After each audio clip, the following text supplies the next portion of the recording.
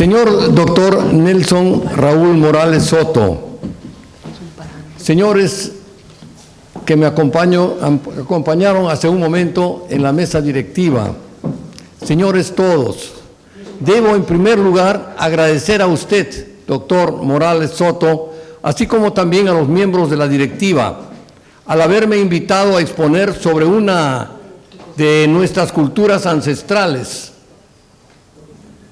aún escasamente conocida, nada menos que la de los chachapoyas, que levantaron, como todos ustedes saben, el coloso de Cuélap.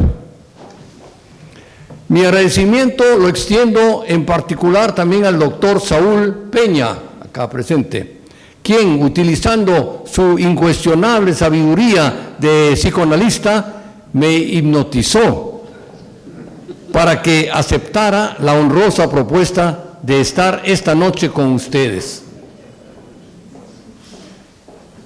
Y es que de tanto hablar con las momias, luego de aprender su lenguaje críptico, al presente solo tartamudeo al hablar nuestro español, y a lo que se suma mi condición de nonagenario. Ahora bien, permítanme solicitar a todos ustedes se sirvan disculparme por el hecho que introduciré mi charla comentando pasajes de mi vida. Los traigo a colación con la intención de revelarles acerca del porqué. Como arqueólogo me asiste una profunda devoción por ahondar en la investigación acerca de la cultura chachapoyas.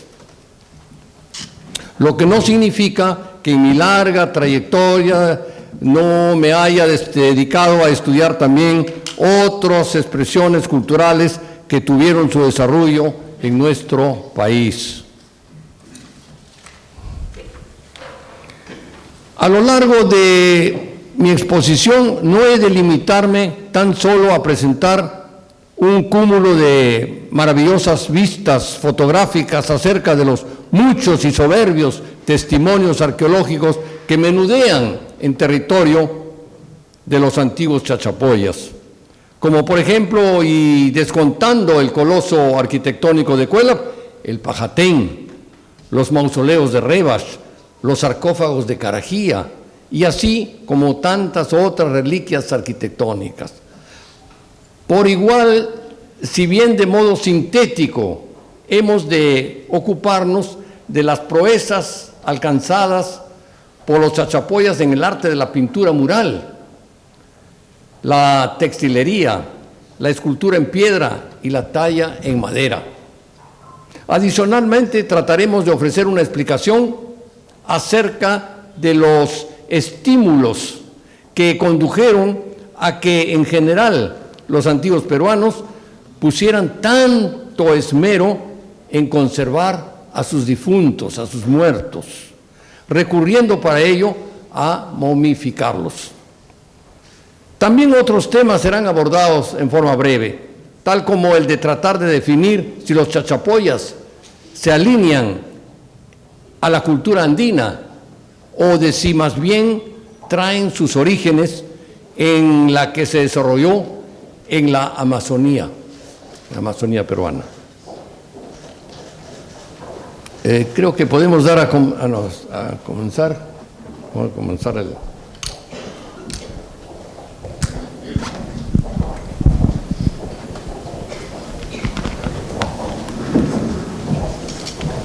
Ya pedí disculpas.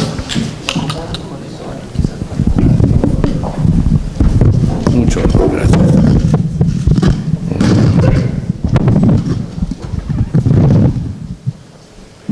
Los prolegómenos para revelar, como ya dije, la pasión del autor por estudiar el pasado de los chachapoyas. En un lugar donde se desarrolló la cultura chachapoyas, constructores del coloso arquitectónico de Cuélap, quien les habla, Federico Cao Mandoy, estuvo antes de haber nacido. Por igual, su infancia transcurrió en territorio de los Chachapoyas. Bueno. Sí, señores, les aseguro que antes de nacer estuve en territorio de los antiguos Chachapoyas. Este territorio ocupaba el tercio inferior de la región Amazonas y sectores altos de San Martín, de los departamentos, de los gobiernos. Todavía más, quien les habla se encontraba por entonces muy cercano a uno de los más pretentosos monumentos arqueológicos, Acuelap.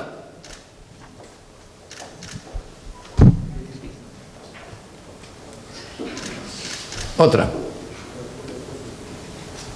Les aseguro nuevamente que sí estuve en territorio de los antiguos Chachapoyas antes de haber nacido.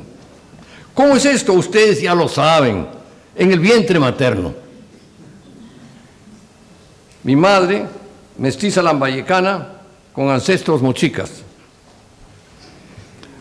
Por entonces mis padres moraban en Vilaya, pequeña localidad, al pie de las ruinas Chachapoyas conocidas como Gran Vilaya. El poblado pertenece a la provincia de Luya y se ubica alcanzando altitudes mayores a los 2.000 metros, en sectores altos de los contrafuertes orientales del río Marañón. En 1928 un terrible y sostenido terremoto azotaba la región, lo que llevó a que mis padres huyeran precipitadamente a Chiclayo, por entonces distante de Vilaya, 15 días a mula. Fue esta circunstancia la que motivó que naciera en Chiclayo, nada menos que cerca de donde se levanta la tumba del señor del Zipán. Como quiera que tengo ancestros mochicas, me pregunto, ¿acaso un acólito o servidor del señor de Zipán fue un lejano antepasado mío?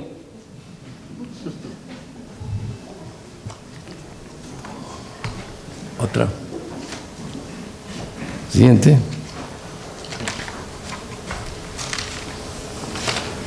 Criado por mi abuela en Chiclayo, al cumplir los 3 años de mis padres me proseguían atendiendo sus negocios de café y lavado de escamas de oro a orillas del Marañón. Vinieron por mí, me recogieron, de tal manera que toda mi niñez, como ya lo dije, transcurrió en el pueblito de Cocochillo, hoy Campo Redondo, donde se establecieron al dejar Vilaya. Fue aquí, así que en Cocochillo discurrió, ya les dije, toda mi niñez, totalmente adaptado al sitio, hasta en la vestimenta, como ustedes pueden ver.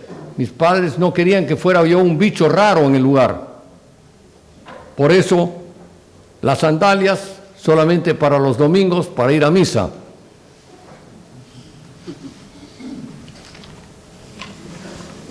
Se sobreentiende que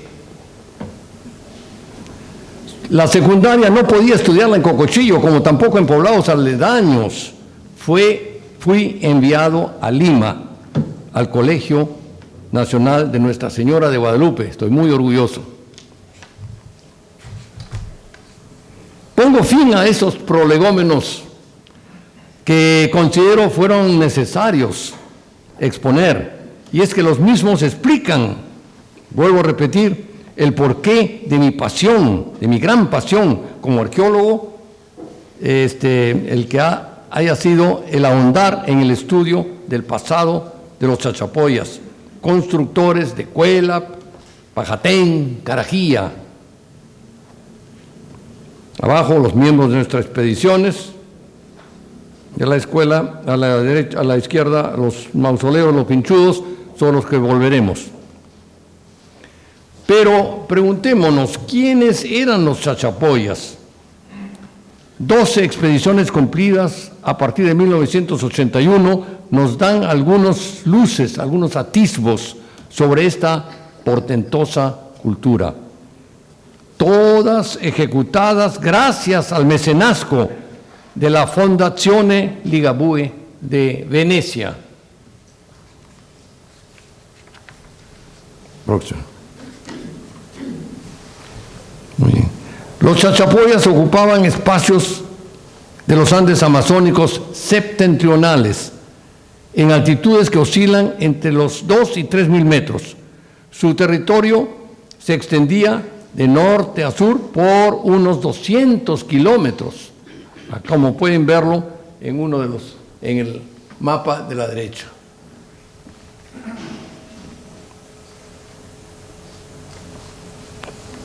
Como se explicará en detalle más adelante, los chachapoyas fueron eximios arquitectos y ya hemos visto algunas vistas de Cuélap. Acá hay otras más. Miren acá al joven con poncho a la izquierda y estas murallas altísimas. Primeras noticias sobre los chachapoyas. Cuando los españoles, comandados por Alonso Alvarado, incursionaron en 1536 en territorio chachapoyas, este estaba poblado por una poderosa nación.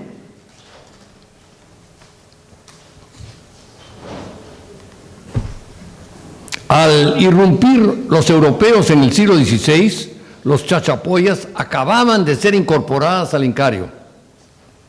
Los esfuerzos para someterlos al Incario comenzaron 40 años antes de arribar los españoles en tiempos de Pachacútec.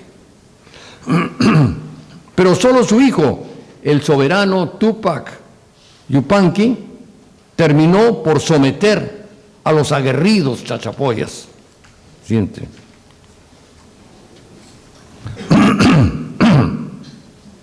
Doblegar a los chachapoyas y anexarlos tomó varios decenios, 40 años en total.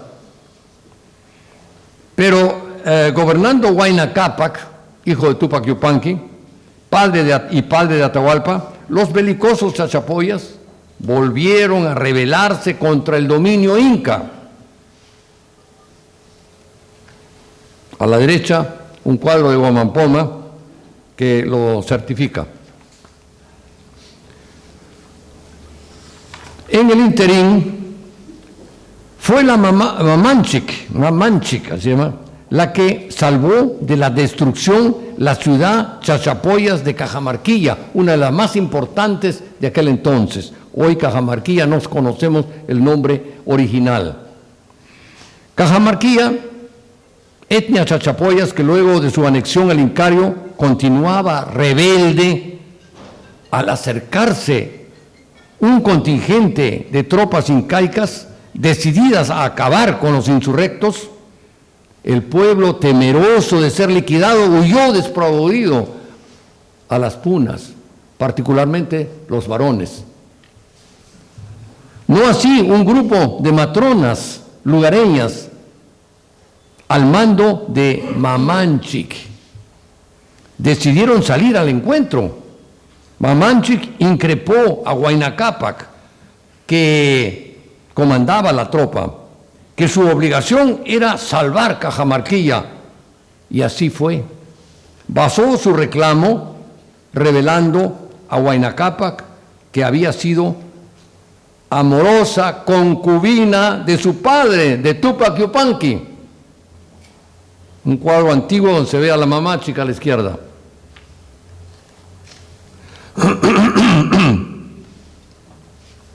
Incorporación definitiva de los chachapoyas al Incario.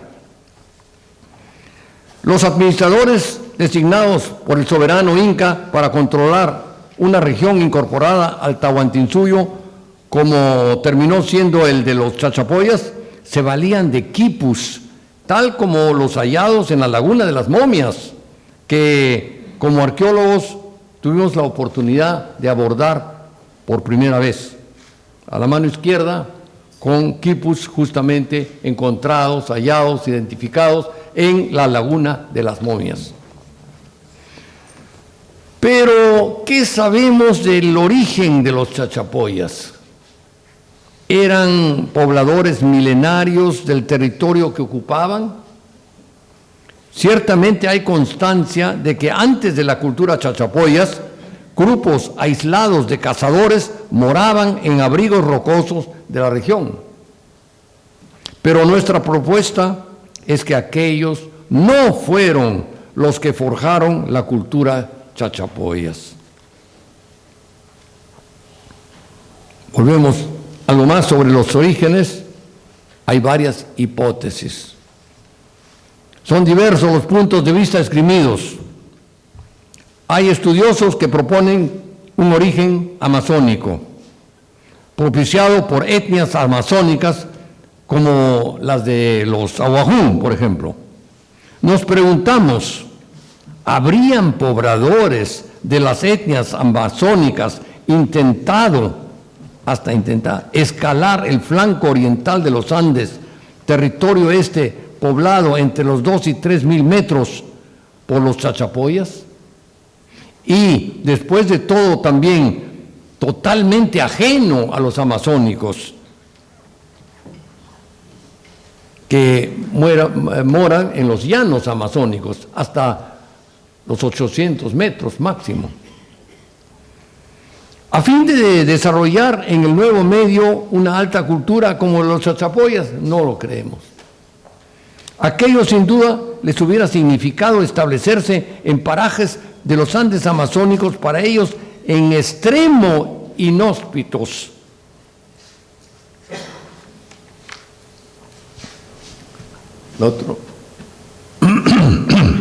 Las etnias amazónicas, recordemos que los amazónicos poblaban los llanos boscosos en espacios altitudinales no mayores de 500 a 600 metros, los amazónicos.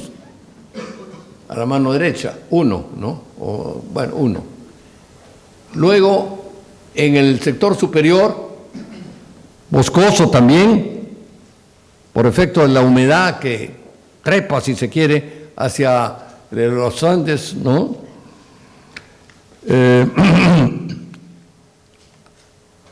Ahí moraban los chachapoyas, o sea, entre los 2 y 3 mil metros, no en los llanos amazónicos, sino en lo que estamos llamando Andes amazónicos. Andes porque es la región andina, el flanco oriental andino, cubierto sí por bosque tropical, hasta los 3 mil metros, algo increíble. Por lo mismo, los primeros chachapoyas debieron partir de zonas cordilleranas, pensamos, y por lo mismo también eran portadores de cultura andina. A lo largo de los siglos terminaron por forjar la cultura chachapoyas, pero con base andina, aislados del resto de las naciones que poblaban los Andes. Ellos con los 3, 4 siglos aislados, como vuelvo a repetir, forjaron una cultura andina sui generis, que es la de chachapoyas, de los chachapoyas.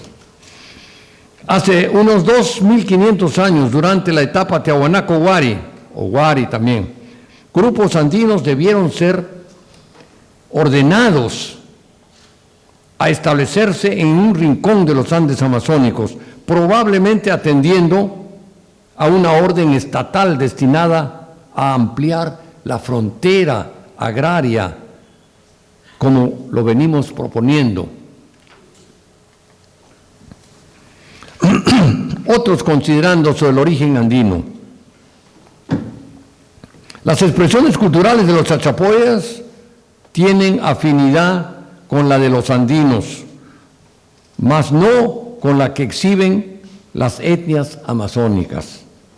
Aquello se percibe hasta en la vestimenta. Miren ustedes, en la parte superior, a una descendiente de los amazonas, y a la derecha una amazónica propiamente, o sea, hasta no contactada del Manu. En la parte inferior podemos apreciar testimonios culturales, en este caso arquitectónicos, de los Chachapoyas. Miren esta entrada a Cuélap, 12 metros, hasta 12 metros de alto, 10, 12 metros de alto. Gigante. En cambio, los no contactados, los que todavía viven como en tiempos anteriores, en siglos anteriores, los amazónicos no contactados, ¿no? Reposan en chozas simples, sencillas. No tienen por qué tampoco construir grandes palacetes. Viven tranquilos y serenos. El legado cultural de los Chachapoyas. Con la proyección de las láminas que siguen, daremos por terminada la presente exposición. Pero no se regocijen, queridos amigos, pensando que estamos por concluir y que ya es hora de descansar de esta tediosa charla. Todo lo contrario, falta pasar revista a los testimonios más conspicuos legados por los Chachapoyas.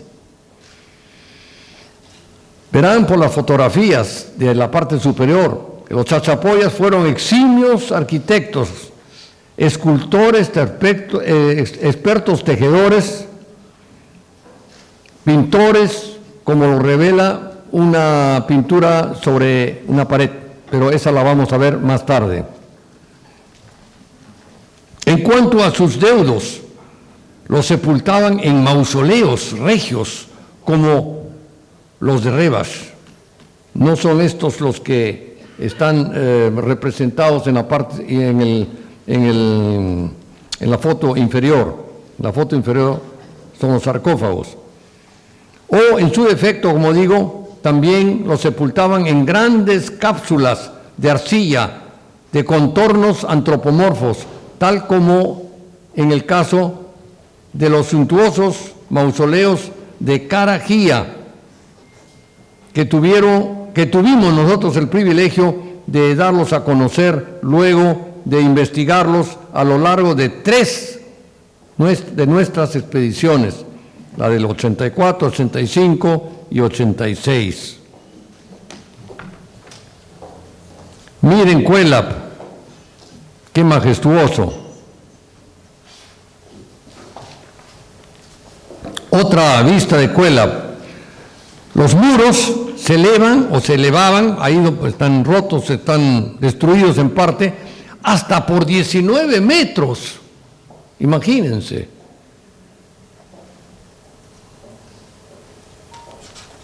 Otro. Las murallas de Cuélap, como podemos ver, lado oeste, por donde se accedía a la plataforma principal. Pueden ver la plataforma, está trabajada, 600 metros de largo, sobre la cúspide de una alta montaña. Increíble el trabajo, 600 metros de largo. La muralla de Cuélap, abajo, el lado este, por donde no había acceso. Hay un vano, pero este no fue acceso, no fue de acceso, sino tal vez de tirar ofrendas o hasta tal vez sacrificios. Acá, esto sí, ahí se puede ver muy bien. Cuélap fue construida, ya lo dije, sobre la alta montaña, cerca de 3.000 metros. Una plataforma enorme, este es un corte, por supuesto, una plataforma enorme de 600 metros de largo, también lo dije, se yergue sobre esta se yergue una más pequeña, así que una es la plataforma alta, alta, y la otra, la superior, que es más pequeña. Por su carácter monumental, Cuélap suele ser considerado como fortaleza. Erróneamente consideramos, como veremos más adelante. Se estima que los 400 recintos, hay 400 recintos, imagínense, sobre esta enorme plataforma, que se levantan sobre la plataforma de Cuelap, fueron viviendas, eso es lo que se piensa, que fue una ciudadela, una pequeña ciudad. Algunos de estos recintos pudieron serlo, y también los hubo donde se realizaba el culto y los rituales, en la parte superior sobre todo. Empero consideramos que en su gran mayoría eran almacenes destinados a conservar víveres, indispensables estos para sortear años aciagos al presentarse anomalías climáticas como las que trae consigo el fenómeno del Niño. O sea que el Niño debía llamarse el Viejo, porque es muy antiguo en el Perú.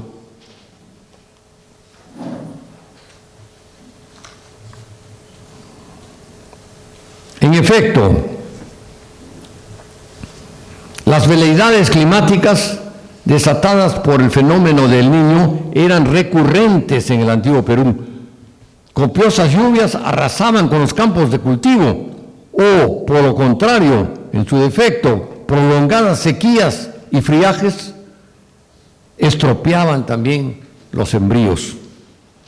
Aquello obligaba a la élite a exigir cuantioso tributo de productos alimenticios, y eso lo sabemos perfectamente en cuanto a la época incaica. Cuando azotaba el hambre, debido a los recurrentes vaivenes climáticos, el arduo trabajo de los campesinos les era recompensado con los víveres almacenados en las tumbas, en los tambos, de tal manera que de esta manera la élite en esas épocas, por lo menos, se preocupaba profundamente por sus súbditos.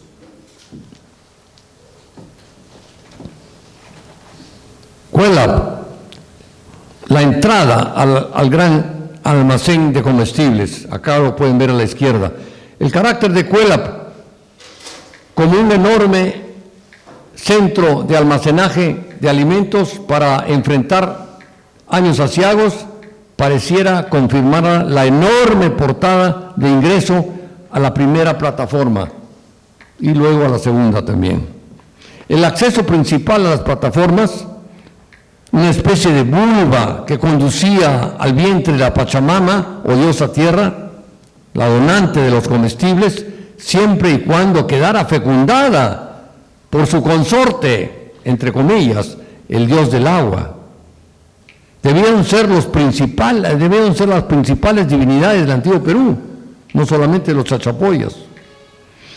Es necesario, por lo mismo, poner en salmuera, como se dice en criollo, el concepto de la divinidad heliolátrica solar.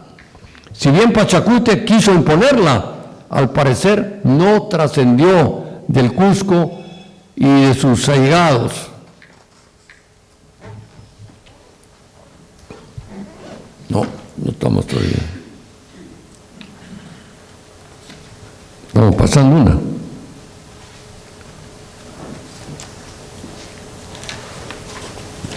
A ver. No, después de esta viene otra. Perdón, me he equivocado. Sí, Cuelap, naturalmente que también fue sede de culto y rituales. El culto y los rituales constituían en el antiguo Perú algo así como una estrategia, como una técnica agraria más para lograr cosechar el sustento imprescindible a la vida, que era difícil. Se imploraba para que no se presentaran calamidades atmosféricas, como las ya mencionadas, destructoras de los campos de cultivo, por lo que estas hacían que asomara el fantasma del hambre. Por lo mismo, Cuelap además de un gigantesco almacén de alimentos, debió fungir por igual como una sede importante de culto y rituales.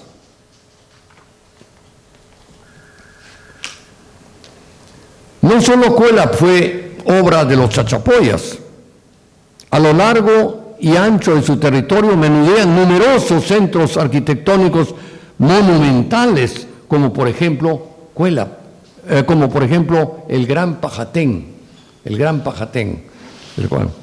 ¿Acaso sus frisos, los frisos del Pajatén, presentan a la Pachamama, o diosa tierra, la donante de los alimentos y con ello de la vida? Fíjense en estas representaciones. Están sentadas como comenzando a dar a luz y tienen el vientre abultado. La lista de construcciones levantadas por los Chachapoyas es muy nutrida. Puruyacta, en las alturas de Cheto, Olán, Macro, Congón, sitio rebautizado por Jen Savoy con el nombre de Gran Vilaya, etcétera, etcétera, etcétera. Tela monumental procedente del área del Gran Pajatén. Cubría originalmente el cuerpo de una momia. Es enorme esta tela, fue dada a conocer, lo que vemos ahí es solamente un trozo, fue dada a conocer en 1963, luego de una expedición que nos condujo hasta Piaz, donde la guardaban. Los Chachapoyas fueron también grandes escultores. Esculpían la piedra utilizando técnicas que les permitía trabajar obras en bulto, a la derecha, por ejemplo, y por igual también en alto relieve, como podemos ver en la parte inferior. Los Chachapoyas también fueron grandes pintores. Lo demuestra este fragmento de pintura mural de un personaje. Está presente en San Antonio, en Lamutluya. Miren, su mirada parecería querer auscultar las intimidades del espectador. A la derecha, un croquis de toda la escena pintada en ese muro. Y a la izquierda, como digo, solamente la cabeza de uno de los personajes. Preocupación por momificar el cuerpo de los difuntos. La tecnología empleada en momificar el cuerpo en los arenales costeños nuestros, o exponiendo el cadáver al frío gélido de la puna, demanda ciertamente esfuerzos, pero en un clima en el que reina extrema humedad, como en los Andes amazónicos donde moraban los Chachapoyas, la momificación significaba una proeza singular con tecnología.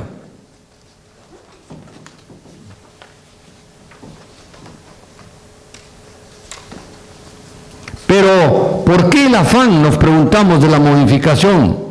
Por lo menos en el Perú. Los antiguos peruanos presumían que después de la muerte sobrevendría una segunda vida. Los difuntos se tornaban en cadáveres animados, podemos verlo en la parte inferior. Son todos muertos, pero viven, animan, están animados. Se seguía trabajando en las chacras para sustentarse, pero también proseguían las fiestas y danzas animadas con aja o chicha, y se tocaba flauta de pan. Todo se puede ver esto en un diseño moche, interesantísimo, hasta los cántaros con chicha, hasta ciertas formas, ya ustedes están viendo a la derecha, de erotismo eran practicadas, diversas formas. Eso sí, no se concebía la procreación en la vida en el más allá. Y algo que no se dice acá, esta segunda vida en el más allá terminaba tan luego el cadáver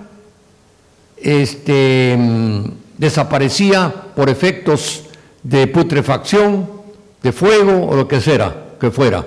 Y es por eso que había mucho cuidado en preservar el cadáver.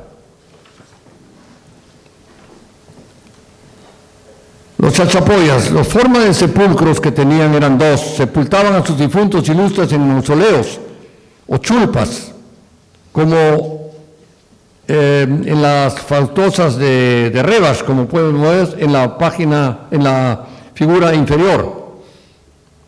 También en lo que venimos a denominar sarcófagos. Los chachapoyas, aquí vemos los mausoleos que fueron bautizados como los pinchudos. También cerca del Gran Pajatén se ubican estos mausoleos. Fueron nuestros macheteros los que bautizaron con el nombre de los pinchudos a este sitio arqueológico, por cuanto de uno de estos mausoleos cuelgan estatuas de personajes desnudos. Los mausoleos de la Laguna de las Momias. La primera expedición a la Laguna de las Momias, también conocida como Laguna de los Cóndores, fue la que condujo el autor, disculpen que hable en primera persona, en mayo de 1997. Caso único, cerca de 200 fardos funerarios permanecían in situ en sus mausoleos. Lamentablemente fueron retirados en 15 días por la arqueóloga Sonia Guillén, gracias a una autorización fraudulenta y el aceptar la propuesta de una empresa americana que señaló el plazo breve para filmar y desembolsar los dólares que ofrecía. Es un atentado. Los chachapoyas, sarcófagos, es la otra forma como hemos visto ya, ¿no? Nada fácil fue acceder a la gruta de los sarcófagos de Carajía en especial. Solo después de escalar los 24 metros de un barranco vertical, al término de nuestro tercer intento, 3 años, el tercer intento es que logramos acceder al sitio para estudiar a los sarcófagos. Pueden ver ahí la peña vertical y a la persona, soy yo en este caso, que estamos escalando con la ayuda de 3 jóvenes del Club Andino Peruano. Los sarcófagos chachapoyas más suntuosos son los de Carajía. Alcanzan una altura de hasta 2,40 metros, como pueden ver o verificar en este cuadro. Fue tomado naturalmente desde el aire por un helicóptero del doctor Ligabue, que alquiló el doctor Ligabue, presidente de la Fondazione Giancarlo Ligabue de Venecia, que ya he mencionado.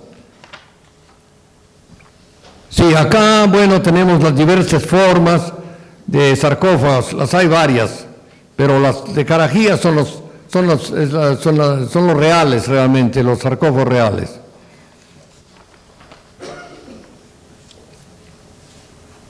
Una cápsula elaborada de arcilla mezclada con ichu, o sea, lo que llaman paja brava también, leños, piedras pequeñas, etcétera, permitían su elaboración. El busto y cabeza era compacta. Sobre el gorro, en punta, encajaba una cabeza momificada, de lo que ahora solo queda el cráneo y la mandíbula, por el hecho de que con el tiempo la materia momificada se ha ido desprendiendo, como estaba al aire libre, y por las aves que picotean.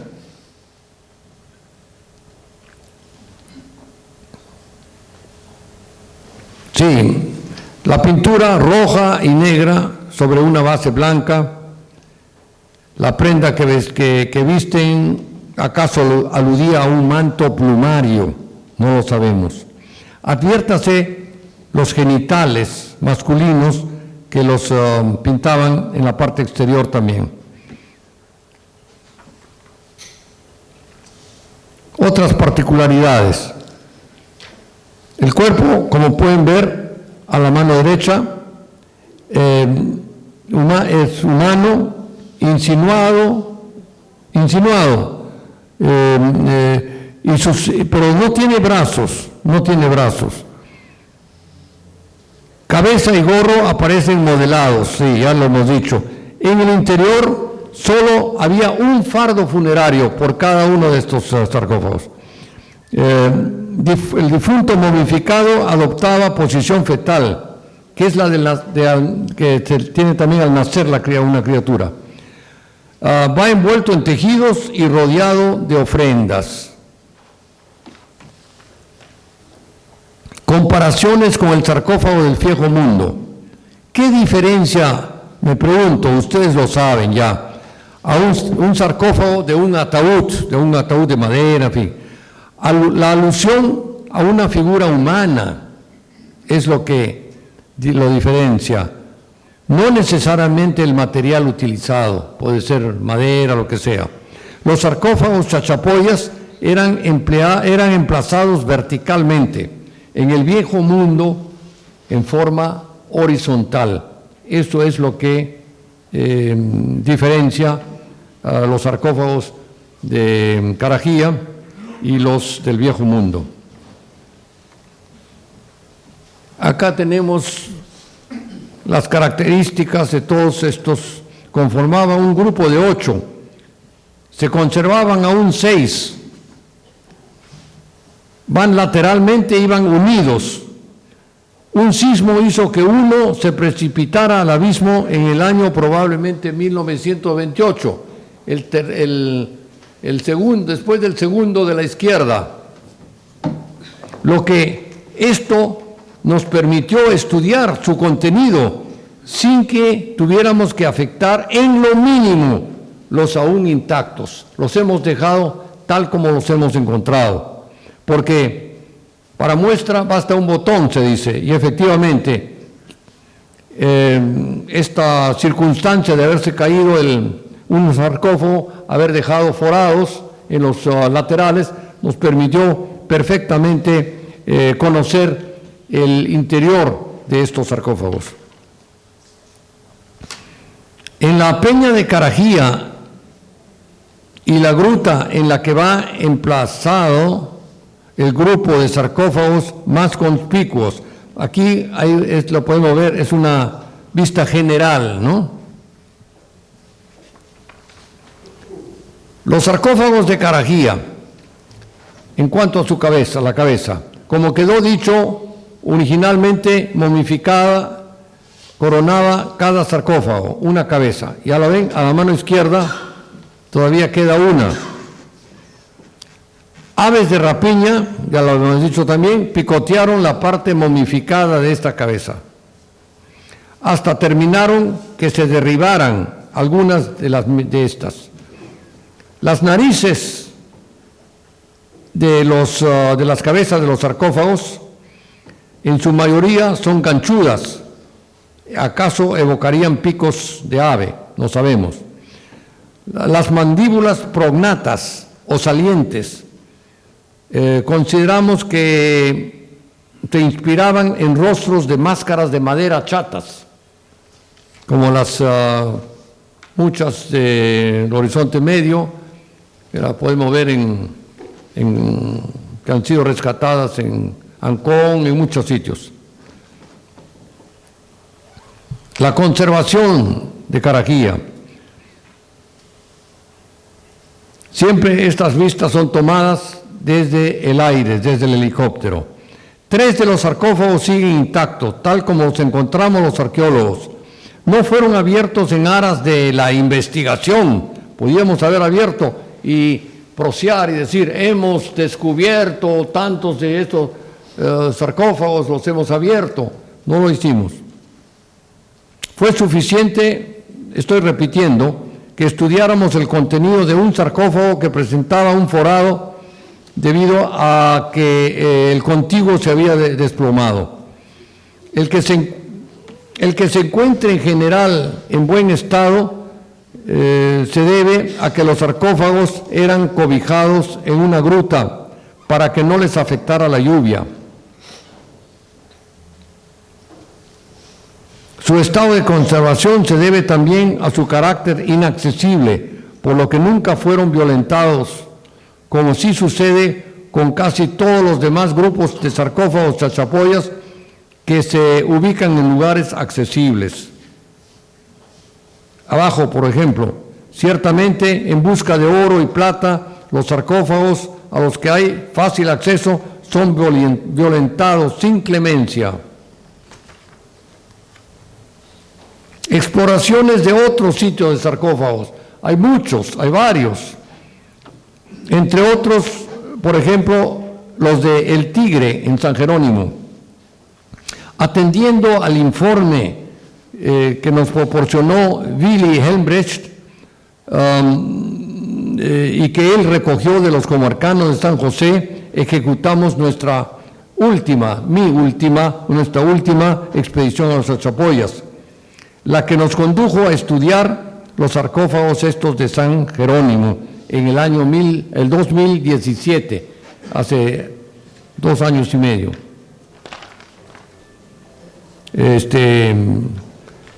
Ya no volveré al campo, tengo mucho material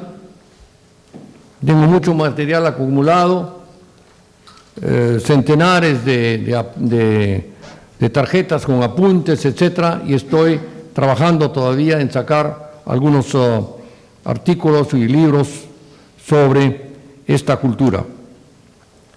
Digo acá, si bien hubo precursores, la cultura chachapoyas permaneció prácticamente ignorada entre los propios peruanos hasta 1980, año en que el Instituto de Arqueología Amazónica comenzó a estudiarla sistemáticamente y dar a conocer al mundo las diversas reliquias chachapoyas que celosamente oculta el lujurioso follaje tropical.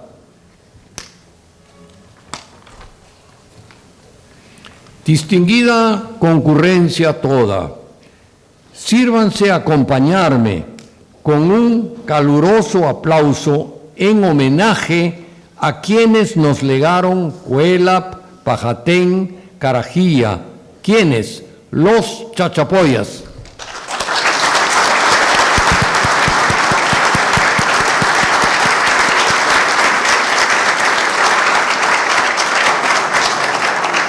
Muchas gracias por vuestra atención.